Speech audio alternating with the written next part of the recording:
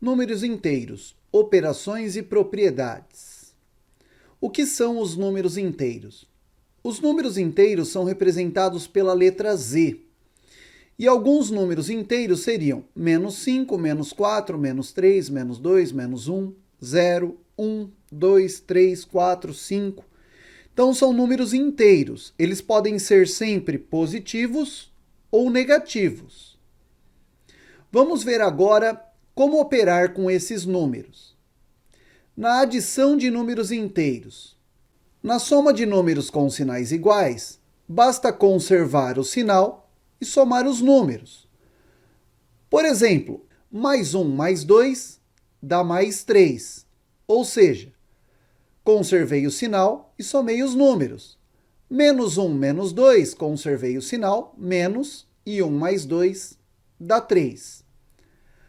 Na soma de números com sinais diferentes, basta conservar o sinal do maior número e subtrair os dois elementos. Como assim? Vou te dar alguns exemplos.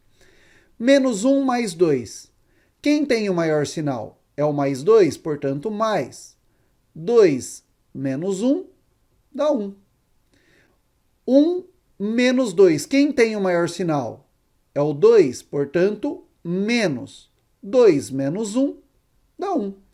Então, essa é a soma com números inteiros com sinais diferentes. Tudo isso tem algumas propriedades. Por exemplo, a ordem das parcelas não altera a soma. A mais B igual a B mais A. Por exemplo, 3 mais 5 é 8 e 5 mais 3 é 8 também. Portanto, 3 mais 5 é igual a 5 mais 3. Já na propriedade 2, o zero é o elemento neutro da adição, ou seja, 0 mais A é igual a A mais 0. Em outras palavras, se eu somar 0 a um número, não vai alterar o número, por isso que ele é o elemento neutro. Por exemplo, 4 mais 0 é igual a 4.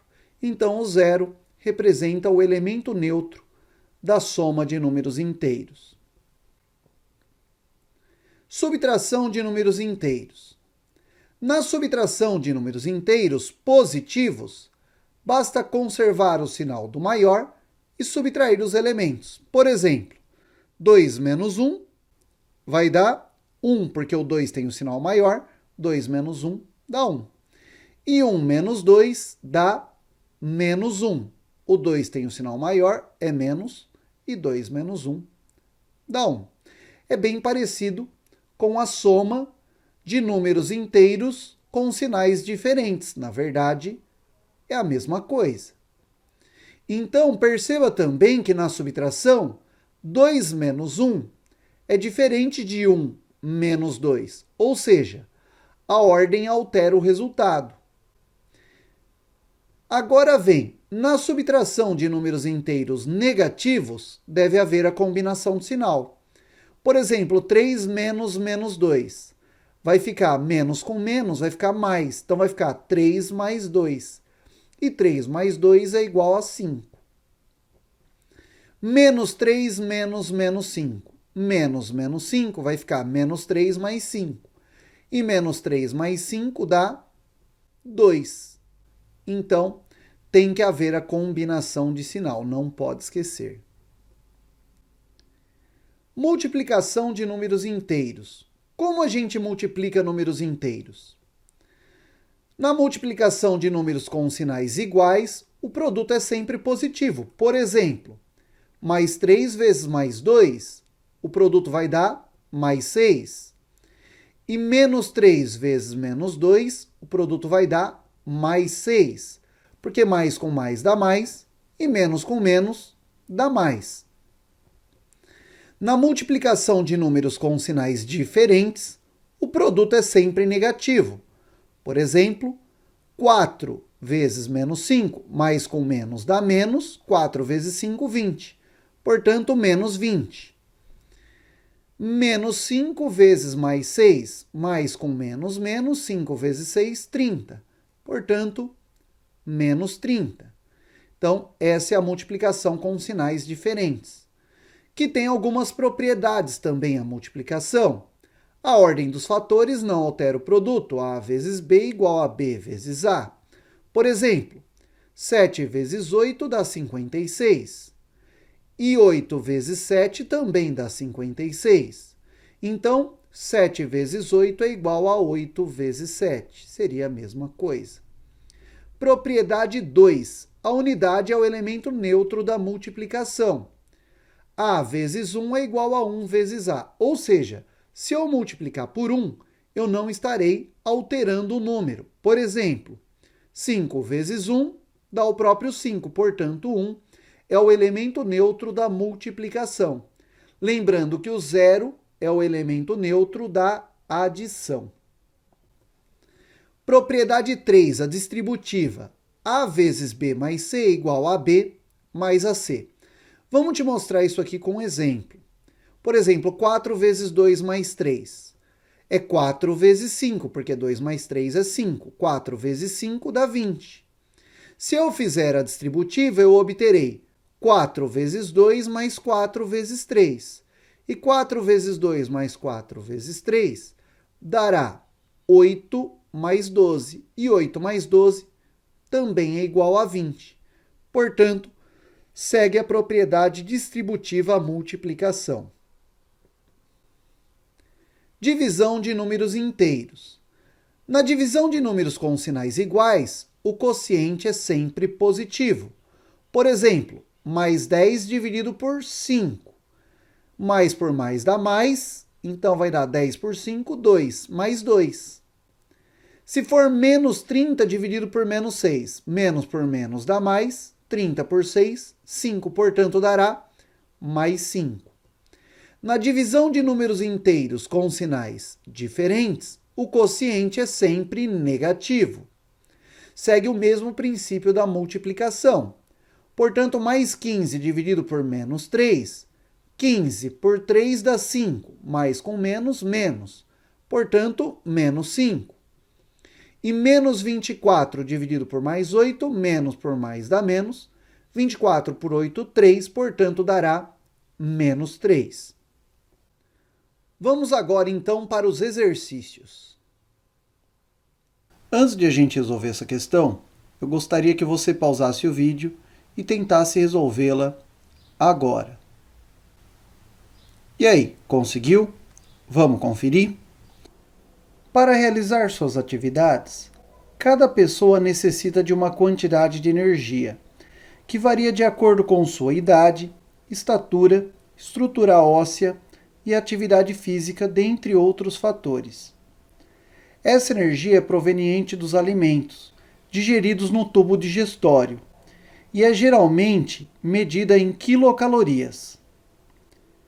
Para o cálculo da quantidade de quilocalorias de alguns alimentos, é importante saber que 1 grama de carboidrato ou de proteína fornece cerca de 4 quilocalorias, enquanto 1 grama de lipídio fornece cerca de 9 quilocalorias. A partir dessas informações, considere 100 gramas de um determinado produto alimentício, cujo rótulo apresenta os dados da tabela. Assim, uma pessoa que comesse uma porção de 100 gramas desse produto obteria em quilocalorias, de acordo com o enunciado, 1 grama de carboidrato fornece 4 quilocalorias. 1 grama de proteína também fornecerá 4 quilocalorias. E 1 grama de lipídio fornecerá 9 quilocalorias. Só que em 100 gramas desse produto, eu tenho 70 gramas de carboidrato. Portanto, a quantidade de calorias de carboidrato será 70 vezes 4. 9 gramas de lipídio. A quantidade de quilocalorias do lipídio seria 9 vezes 9. E proteínas, 16 gramas. A quantidade de quilocalorias seria 16 vezes 4. Portanto, o total seria 70 vezes 4, mais 9 vezes 9, mais 16 vezes 4. 70 vezes 4 dá 280, 9 vezes 9, 81, e 16 vezes 4, 64. Somando tudo, obteremos o total de 425 quilocalorias, correspondendo à alternativa B. Antes de a gente resolver essa questão, eu gostaria que você pausasse o vídeo e tentasse resolvê-la agora. E aí, conseguiu? Vamos conferir? O quadrado mágico é uma tabela quadrada composta por números inteiros consecutivos a partir do 1, em que a soma de cada coluna, de cada linha e de cada diagonal são iguais. Essa soma é chamada de número mágico. Aprenda a encontrar o número mágico de um quadrado 3×3, como o da figura. O quadrado mágico 3×3 possui 9 posições, portanto deve ser preenchido com números de 1 até 9, sem repetição. Um número mágico pode ser encontrado seguindo 2 passos. Passo 1. Encontre a soma total dos números. 1 mais 2 mais 3 mais 4 mais 5 mais 6 mais 7 mais 8 mais 9 igual a 45. Passo 2. Dividir a soma encontrada pelo número de colunas existentes no quadrado. No caso do quadrado mágico 3×3, os 9 números estão agrupados em 3 colunas. Logo, o número mágico será 45 dividido por 3, que é igual a 15. Em condições semelhantes, o número mágico de um quadrado 4×4 será... Então, a gente tem aqui um quadrado 4×4. Se nós numerarmos as posições, obteríamos 1, 2, 3, 4, 5, 6, 7, 8, 9, 10, 11, 12, 13, 14, 15, 16. E como disse no enunciado, você tem que somar todos esses números.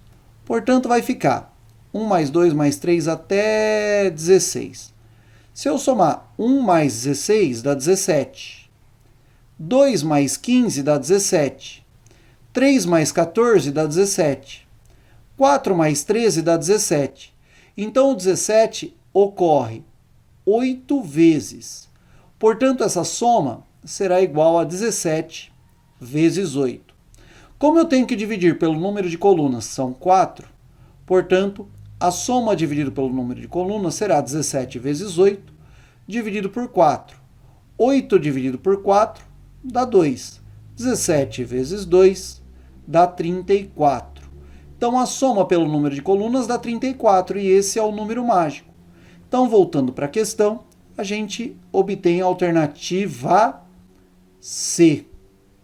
Antes de a gente resolver essa questão, eu gostaria que você pausasse o vídeo e tentasse resolvê-la agora. E aí, conseguiu? Vamos conferir? Uma antiga lenda da Índia afirma que o jogo de xadrez foi criado a pedido de um rei. E como recompensa, o criador do jogo recebeu grãos de trigo, de acordo com o número de casas do tabuleiro, seguindo o procedimento descrito. O criador do jogo escolhe uma casa e recebe 2 grãos de trigo por ela. Para a próxima casa escolhida, ele recebe o dobro da casa anterior. O processo continua até que todas as casas do tabuleiro sejam escolhidas exatamente uma vez. Observando o processo, podemos perceber que para a 10ª casa do tabuleiro, o rei entrega 1024 grãos. É correto afirmar que o número de grãos a ser entregue pela 20ª casa seria... Seguindo o raciocínio proposto pelo enunciado, a gente tem que na primeira casa ele receberá 2 grãos de trigo, que é a mesma coisa que 2 elevado a 1. Para a segunda casa, ele receberá o dobro, ou seja, A2 é igual a 4. E 4 seria a mesma coisa que 2 ao quadrado. Na terceira casa, ele receberia 8, que é o dobro do 4.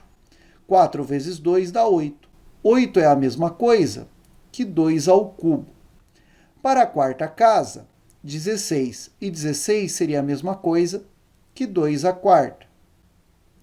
Para a quinta casa, 32. E 32 seria a mesma coisa que 2 à quinta. Para a sexta casa, 64. E é a mesma coisa que 2 à sexta. Para a sétima casa, 128, que é o dobro de 64, que é igual a 2 à sétima. Perceba que o A1 é 2 elevado a 1, o A2 é 2 a 2, o A3 é 2 a 3, o A4 é 2 a 4, o A5 é 2 a quinta, o A6 é 2 a sexta e o A7 é 2 a sétima. Portanto, o A10 seria 1024, é 2 a décima. Então, o A20 seria 2 elevado a 20. E 2 elevado a 20 seria a mesma coisa que 2 a décima vezes 2 a décima. Como 2 a décima é 1024, então o A20 é 1024 vezes 1024. Se a gente aproximasse o 1024 para 1000, a gente teria que o A20 é 1000 vezes 1000. Ou seja, A20 com certeza é maior que 1 milhão. Se A20 é maior que 1 milhão, então o número de grãos de trigo seria maior que 1 milhão e menor que 10 milhões, correspondendo à alternativa D. Números primos. O que são números primos? Números primos são números naturais que possuem exatamente 2 divisores. Então, por exemplo, o 1. O 1 é um número primo? O 1 não é primo, pois possui apenas o 1 como divisor. E para ser um número primo, ele deve possuir exatamente 2 divisores. Por isso que o 1 não é primo. 2. Será que o 2 é um número primo? O 2 é um número primo, pois ele possui exatamente 2 divisores, o 1 e o 2. Para ser número primo, ele deve ter exatamente 2 divisores. Por isso que o 2 é um número primo.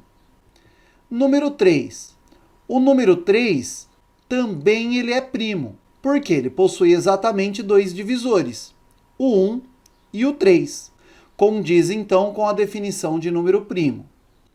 O 4. O 4 é um número primo?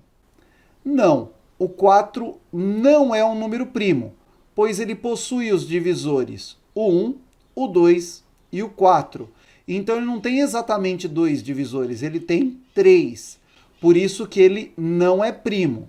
O 1 não é primo porque tem um divisor. Para ser número primo, tem que ter exatamente 2 divisores, que é o 1 e o próprio número. 5. O 5 é um número primo?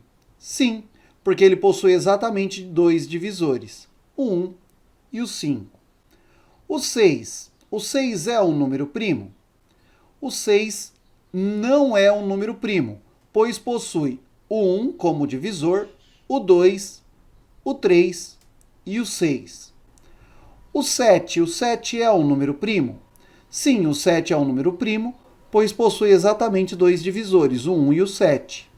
O 8 é um número primo? Não é um número primo, pois possui o 1, o 2, o 4 e o 8 como divisores. O 9. O 9 é um número primo? O 9 também não é um número primo, pois possui como divisores o 1, o 3 e o 9. O 10. O 10 é um número primo? O 10 não é um número primo, pois possui como divisores o 1, o 2, o 5 e o 10. O 11. O 11 é um número primo? Sim, possui exatamente 2 divisores, o 1 e o 11. Então pode ver que em verde aqui, ó, estão os números primos. E sempre os números primos têm como divisores o 1 e ele mesmo, o 1 e ele mesmo, o 1 e ele mesmo, o 1 e ele mesmo, o 1 e ele mesmo. Por isso que tem exatamente 2 divisores.